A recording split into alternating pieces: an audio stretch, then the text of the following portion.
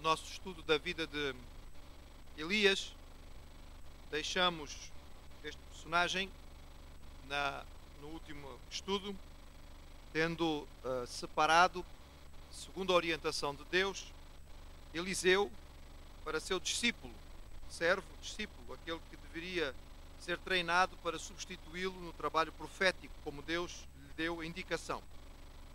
Passaram-se então cerca de 2 ou 3 anos aproximadamente, que é descrito sem intervenção nenhuma de Elias em 1 Reis capítulo 20, que nos conta sobre as guerras entre Israel e a Síria. Síria era o país do norte, um país forte, que de vez em quando tentava aumentar o seu espaço territorial, e o inimigo mais fraco que existia era Israel, o que estava mais à mão, digamos assim.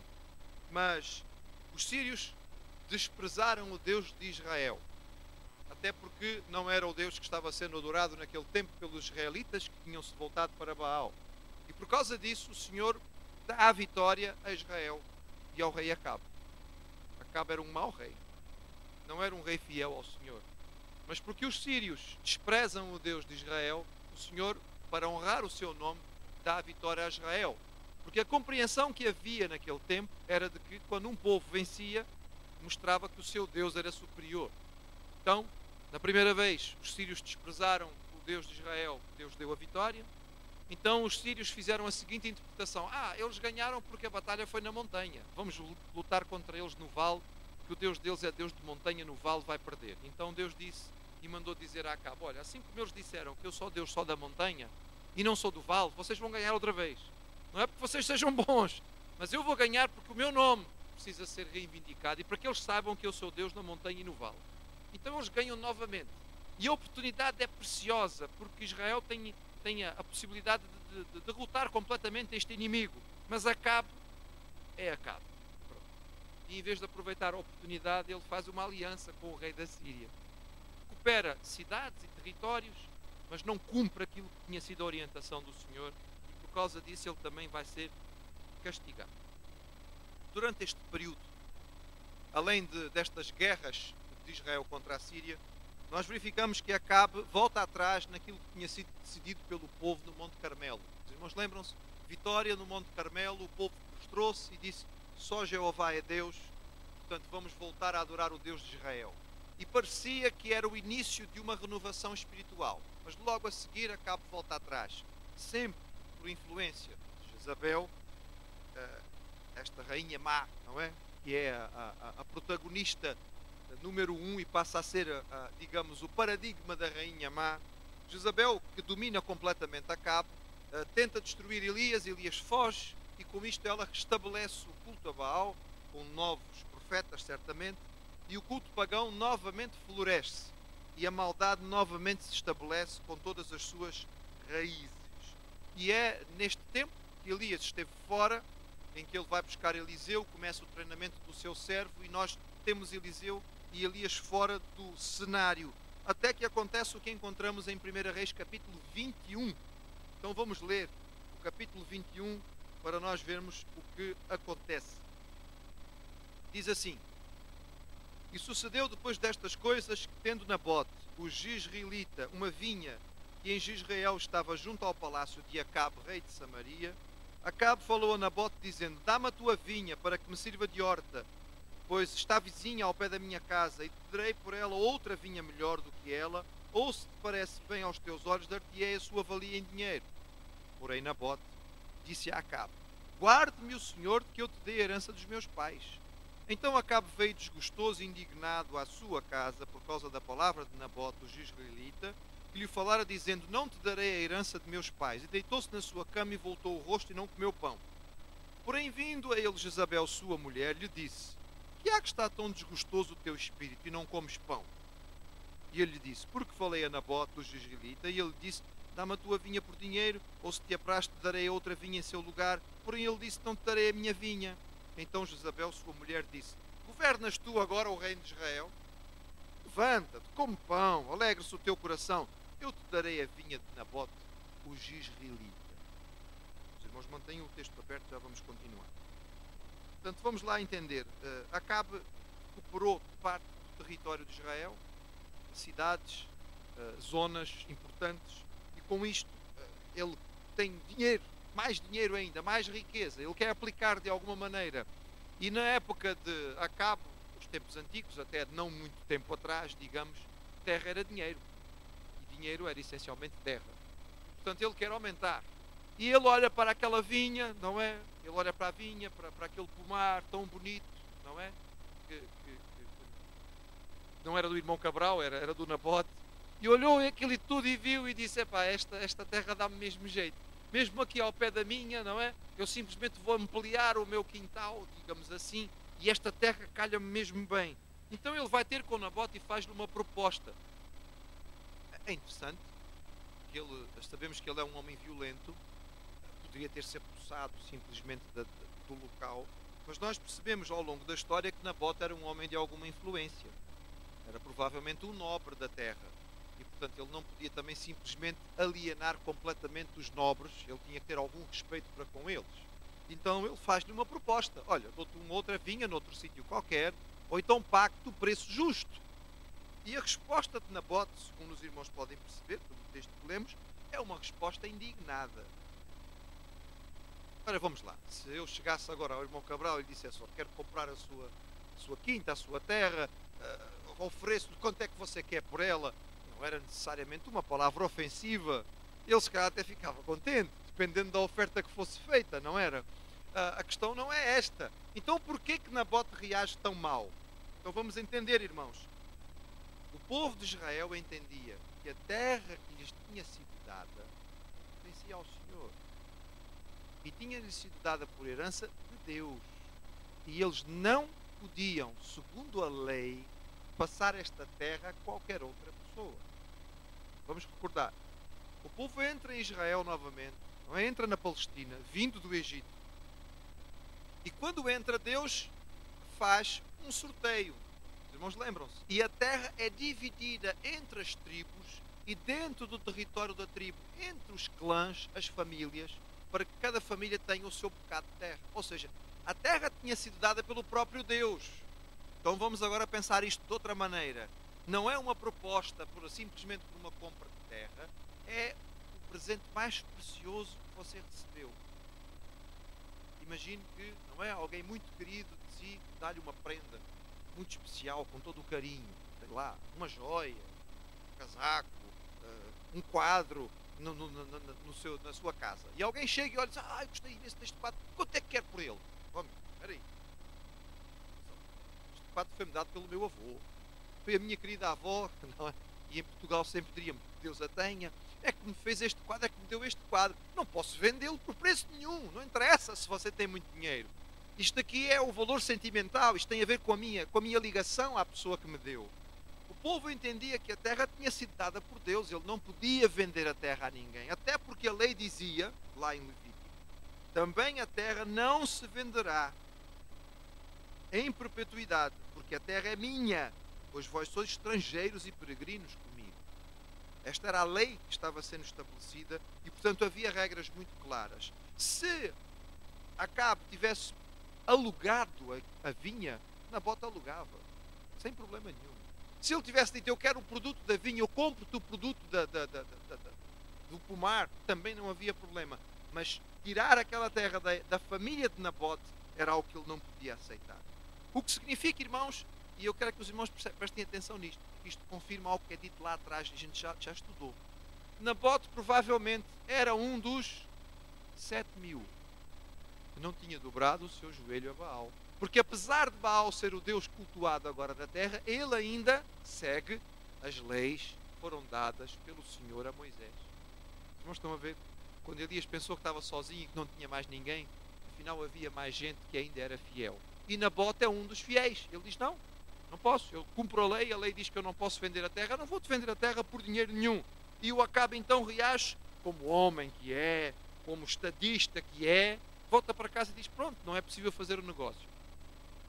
Não, ele reage como um miúdo mimado, não é? Que a gente hoje vê com muita facilidade por aí nas lojas: mas eu quero! E até escandalizar e, não é? E ofender todas as pessoas à volta, até que a mãe e o pai fiquem tão envergonhados que vão lá e compram aquilo que ele quer. Ele simplesmente faz fita. E novamente Jezabel, realmente é uma mulher muito especial, vamos dizer outra coisa, diz ao seu marido: então afinal de contas quem é que manda aqui nesta terra? Tu não és rei? Opa, sinceramente, já vi que eu tenho que vestir as calças novamente, portanto, está aí sossegado que eu vou resolver este problema. Deixa que eu trate disto. E como foi que ela tratou disto, irmãos? Então vejam, versículo 8. Então escreveu cartas em nome de Acabe, e os selou com o seu sinete, e mandou as cartas aos anciãos e aos nobres que havia na sua cidade e habitavam com Nabote. E escreveu nas cartas dizendo: apregoai um jejum, e pondo Nabote acima do povo, e pondo de fronte dele 2 homens, filhos de Belial, testemunhem contra ele, dizendo: blasfemaste contra Deus e contra o rei. Trazei-o fora e apedrejai-o para que morra. E os homens da sua cidade, os anciãos e os nobres que habitavam na cidade, fizeram como Jezabel lhes ordenara, conforme estava escrito nas cartas que mandara, e apregoaram um jejum e puseram a Nabote acima do povo. Então vieram 2 homens, filhos de Belial, e puseram-se de fronte dele, e os homens, filhos de Belial, testemunharam contra ele, contra Nabote, perante o povo, dizendo: Nabote blasfemou contra Deus e contra o rei. E o levaram para fora da cidade, e o apedrejaram com pedras, e morreu. Então enviaram a Jezabel, dizendo: Nabote foi apedrejado e morreu. E sucedeu que, ouvindo Jezabel que já fora apedrejado Nabote e morrera, disse Jezabel a Acabe: levanta-te e possui a vinha de Nabote, o Jizleita, a qual ele te recusou dar por dinheiro, porque Nabote não vive, mas é morto. E sucedeu que, ouvindo Acabe que já Nabote era morto, Acabe se levantou para descer para a vinha de Nabote, o Jizleita, para a possuir. Vamos lá ver se entendemos o que é que acontece aqui, irmãos. Isto é tão maligno, que eu quero que os irmãos percebam a malignidade disto. O que é que Jezabel faz? Ela usa a própria lei de Israel e os princípios religiosos do povo de Israel, que ela não acreditava, mas que lhe é conveniente neste momento, para condenar falsamente Nabote e tirá-lo, não é, de cena. Ela manda convocar um jejum. O que é que isto significava? O jejum era convocado em momentos de alarme, em momentos de crise nacional. Era uma espécie de estado de emergência. Olha, alguma coisa grave está para acontecer. Há um risco de uma maldição sobre a nossa terra. Portanto, nós precisamos jejuar. Alguém fez algo muito grave e nós precisamos jejuar e pedir perdão a Deus. Os irmãos veem a malignidade disto? O princípio vem desde o pecado de Acã. Outra vez lá atrás. Lembram-se? Um só pecou, foi Acã. Deus disse: tudo que estiver em Jericó é anátema, não podem tirar nada. E Acã foi lá e pegou aquilo que não devia, guardou em casa. E o povo a seguir foi derrotado. E Deus disse: foi por causa do pecado de Acã, portanto resolvam o problema. E Acã foi apedrejado, para que se tirasse o problema. Então Jezabel manda apregoar jejum, ela levanta o problema. Olha, há blasfémia na terra, há algo que está sendo feito de mal. Deus foi blasfemado. Um Deus que ela não queria, irmãos, ela era adoradora de Baal. Mas parece que está muito preocupada que Jeová foi ofendido. E portanto temos que fazer um jejum. Lembrem-se também de outra coisa, irmãos. Há pouco tempo eles tinham passado por uma crise nacional, causada por uma maldição lançada pelo profeta, e que tinha deixado a terra em seca durante 3 anos. Eles não estão em condições, estão começando a recuperar-se da situação, não é? Estão começando a sair da crise. E já vai chegar outra? Não pode ser, vamos fazer alguma coisa. E então ela arma o julgamento, indo buscar homens maus. Quando diz aqui filhos de Belial, não quer dizer que eles tinham um pai que se chamava Belial. Esta é uma expressão usada para falar homens de má índole, enfim, são mesmo pessoas más, que estão dispostas a ser vendidas por isto. E eles vêm e levantam esta acusação, que era uma acusação gravíssima. E era: este homem blasfemou contra Deus e contra o rei. Vejam, irmãos, a lei dizia o seguinte: tira o que tem blasfemado para fora do arraial, e todos os que o ouviram porão as suas mãos sobre a sua cabeça.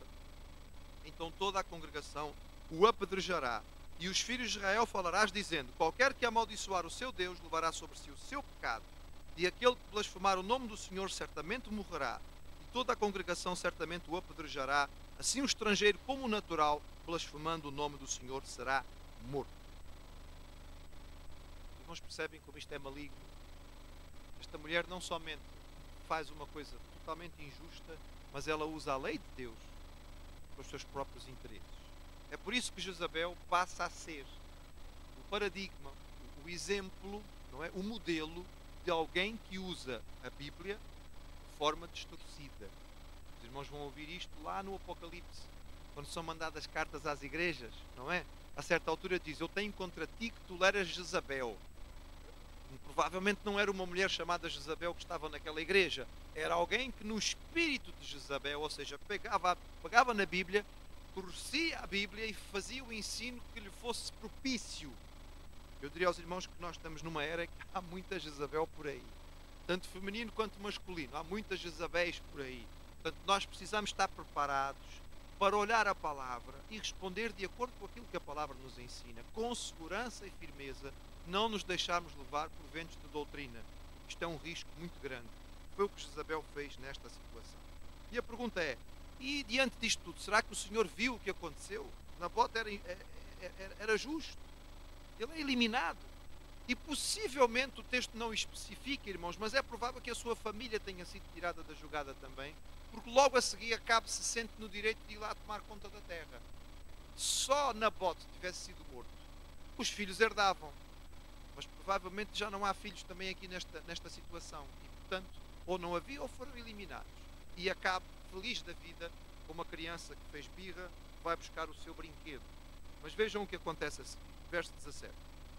Então veio a palavra do Senhor a Elias o Tisbita, dizendo: levanta-te e desce para encontrar-te com Acabe, rei de Israel, que está em Samaria, e eis que está na vinha de Nabote, onde tem descido para a possuir. E falar-lhe-ás, dizendo: assim diz o Senhor, porventura não mataste e não tomaste a herança? Falar-lhe-ás mais, dizendo: assim diz o Senhor, no lugar em que os cães lamberem o sangue de Nabote, os cães lamberão o teu sangue, o teu mesmo. E disse Acabe a Elias: já me achaste, inimigo meu?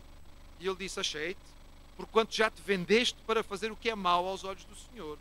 Eis que trarei mal sobre ti, arrancarei a tua posteridade e arrancarei de Acabe a todo o homem, como também o encerrado e o desamparado em Israel. E farei a tua casa como a de Jeroboão, filho de Nebate, e como a casa de Baasa, filho de Aías, por causa da provocação com que provocaste e fizeste pecar a Israel. E também acerca de Jezabel falou o Senhor, dizendo: os cães comerão a Jezabel junto ao antemuro de Jezreel. Aquele que de Acabe morrer na cidade, os cães o comerão, e o que morrer no campo, as aves do céu o comerão. Porém ninguém fora como Acabe, que se vendera para fazer o que era mau aos olhos do Senhor, porque Jezabel, sua mulher, o incitava. E fez grandes abominações, seguindo os ídolos, conforme a tudo o que fizeram os amorreus, os quais o Senhor lançou fora da sua possessão de diante dos filhos de Israel. Sucedeu, pois, que Acabe, ouvindo estas palavras, rasgou os seus vestidos, cobriu a sua carne de saco e jejuou, e jazia em saco e andava mansamente. Então veio a palavra do Senhor a Elias o Tisbita, dizendo: não viste que Acabe se humilha perante mim? Porquanto depois se humilha perante mim, não trarei este mal nos seus dias, mas nos dias do seu filho trarei este mal sobre a sua casa. O Senhor não está de olhos fechados, irmão.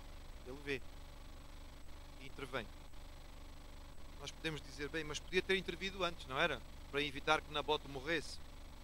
Irmãos, nós não sabemos todas as coisas. Temos que ter cuidado quando nós queremos questionar a sabedoria do Senhor. O Senhor fará justiça no seu tempo. Ele traz o seu servo de volta e Elias novamente vem para enfrentar Acabe. A última vez que Elias viu Acabe, eles estavam mais ou menos em bons termos. Tinha sido após a vitória no Monte Carmelo e aparentemente Acabe tinha chegado a um acordo com Elias. Está bem, ok, Israel deve seguir a Jeová. Mas no entretanto muito tinha mudado. E é por isso que quando Acabe vê Elias aparecer novamente, diz logo: opa, lá vem o meu inimigo. Porque de facto era inimigo. Irmãos, quando nós estivermos vivendo na vontade do Senhor, nós podemos não querer. Nós podemos tentar viver em paz. Mas haverá pessoas que se levantarão e que nos verão como inimigo. Isso é um ensino claro da palavra. Não que nós tenhamos feito mal, mas pelo fato de queremos viver na luz, quem está em trevas nos verá como adversário. Se você for alguém que está há muito tempo fechado num quarto escuro e de repente acender uma luz, essa pessoa vai interpretar o quê? Não vai gostar, não é? Vai ser agressivo. É isto, não é? Quem fez isto?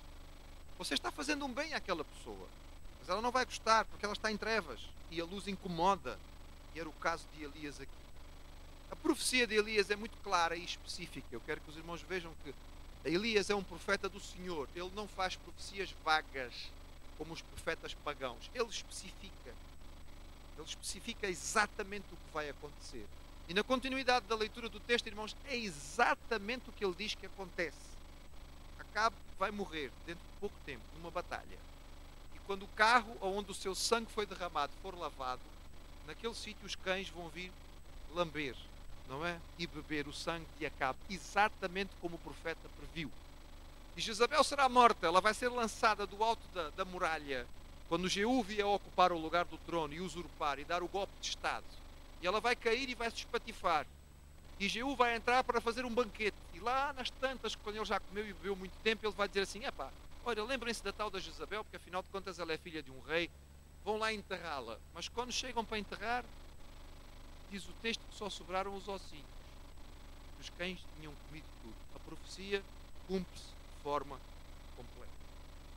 Este capítulo termina com uma nota que a nós nos parece um bocadinho. Então, Acabe arrepende-se e Deus perdoa. Meus irmãos, a misericórdia do Senhor é infinita. Vamos lembrar aqui duas coisas. Primeiro, há sempre possibilidade de arrependimento, mesmo para o pior dos pecadores. Os dois piores reis da história, o pior rei de Israel, Acabe, e o pior rei de Judá, Manassés, ambos são muito, muito, muito maus, mas ambos se arrependem. Pedem perdão, humilham-se e ambos são perdoados pelo Senhor. É impressionante, irmãos. Esta é a história bíblica. Quando alguém diz que o Deus do Velho Testamento não é o Deus do Novo Testamento, é porque não leu bem o Velho Testamento e não percebeu onde está a graça no Velho Testamento, porque ela também está lá. Porque certamente no nosso entendimento Acabe não merecia, mas nós também não. O Senhor está sempre pronto para perdoar quando há um coração verdadeiramente arrependido e que o busca sinceramente. É o que acontece com Acabe. Ele busca ao Senhor, ele humilha-se, ele dorme em saco, não é? Ele cobre a sua cabeça. Mas ficou com medo, porque ele já sabia que quando Elias dizia, acontecia. Irmãos, fosse porque fosse, a verdade é que ele humilhou-se diante de Deus. Ele acreditou na palavra do Senhor. Os irmãos percebem que esta é a base da fé. O que é a fé? A fé é crer na palavra de alguém. E aqui é crer na palavra do Senhor. O Senhor disse, ele creu. E por isso arrependeu-se. Nós cremos. Não temos medo do inferno, mas cremos pela alegria da graça de Deus, da misericórdia do Senhor que vem através do sacrifício de Jesus por nós. Cremos e por isso confiamos. E ao confiar, nós recebemos a salvação do Senhor. Eu quero que nós guardemos duas coisas deste capítulo. Primeiro, nosso Deus é um Deus de justiça. Talvez ela não venha exatamente como nós gostaríamos, talvez ela não venha exatamente no tempo que nós gostaríamos, mas o nosso Deus é um Deus de justiça. Não tínhamos dúvida a respeito disso. E Ele faz justiça no tempo certo e da maneira certa. Segunda coisa que eu gostaria que guardássemos: a Igreja de Jesus tem uma função profética e não podemos esquecê-la. Aqui o profeta se levanta para denunciar a injustiça, a maldade, a crueldade, a exploração do pobre, a exploração daquele que está por baixo das autoridades. Irmãos, nós como Igreja de Jesus somos chamados a ter uma voz profética. Nós não podemos nos calar diante daquilo que está errado no mundo. Nós não podemos ser covardes e nos esconder dentro das nossas paredes e deixar de ter uma intervenção social. Nós não somos chamados primeiramente para isso, mas também para isso. A Igreja de Jesus precisa ter uma voz profética no mundo e levantar-se contra os abusos, contra os erros, contra a maldade, contra a injustiça, porque isso é parte da função da Igreja. Sempre que a Igreja se cala diante destas situações, ela é conivente, é participante. E ao longo da história, a Igreja cristã, de muitas formas diferentes, tem sido acusada e tem sido culpada disto. Segunda Guerra Mundial, irmãos. Ninguém diga que foi só a Igreja Romana. A Igreja Protestante na Alemanha calou-se diante das barbaridades que eram feitas por Hitler. Não é? Portanto, houve pastores que ficaram firmes e que clamaram contra a injustiça, foram presos, morreram. Não é? Bonhoeffer é talvez o mais famoso de todos, porque era um grande teólogo e podia ter escapado e ido ensinar em teologia em seminários em outros lugares do mundo, mas ficou na sua terra e acabou por dar a sua vida por isso. Mas grande parte da igreja ficou calada e aceitou. Não, deixa estar, irmãos. Nós somos uma voz profética e temos que levantar e dizer: não pode ser assim. Hoje, no nosso país, foram mortos, eu não sei se dezenas de vezes, eu creio que centenas de inocentes. Irmãos dizer, mas este massacre não saiu no telejornal. Como é que é possível massacrar centenas de inocentes e não aparecer no telejornal? Os irmãos sabem quantos abortos são feitos por dia em Portugal? Com o seu dinheiro e com o meu dinheiro. Nós pagamos os impostos e há pessoas, nós temos relatos de pessoas que vão 3, 4 vezes por ano fazer abortos. É como um método contraceptivo, irmãos. E o hospital tem que aceitar. E uma mulher que aparece, como apareceu uma irmã nossa há pouco tempo, está grávida novamente, já tem vários filhos, acho que 3, e agora está grávida do 4º filho. E apareceu no centro de saúde e a enfermeira perguntou-lhe, mas quer manter a gravidez? E ela ficou horrorizada e disse, como é que é isto? Não faz parte do sistema, nós temos que perguntar agora. Irmãos, nós não podemos nos calar dentro destas coisas. Nós, como Igreja de Jesus, temos que denunciar isto é errado, isto é pecado, e as pessoas responsáveis por isso vão dar contas ao Senhor. É a voz profética que temos hoje. Nós somos a Igreja de Jesus, nós somos a voz profética e temos que acreditar nessa nossa responsabilidade e colocá-la em prática também.